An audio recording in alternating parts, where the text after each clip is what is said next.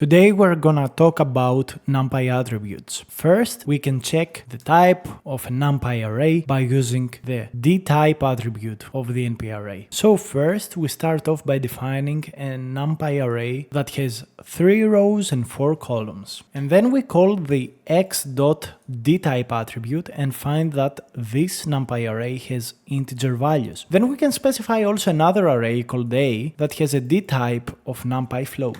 Let's check it out. So we can see here that the dtype for the array A is float 64. We can also check the shape, meaning the dimensions of a Numpy array, by using the attribute .shape. If we call .shape for x and a, we can find that x has 3 rows, which is in the first dimension, and 4 columns, which is the second dimension. We can also find that a has only 3 elements and no second axis. The .shape attribute will return a tuple with a dimension. We can also specifically check the dimensions of an array by using the .ndim attribute. What we can see here is that the X array has 2 dimensions, 3 rows, 4 columns, while the A matrix has only 1 dimension. Arrays with 1 dimension are usually called vectors. We can also check the size of the array by using the .size attribute.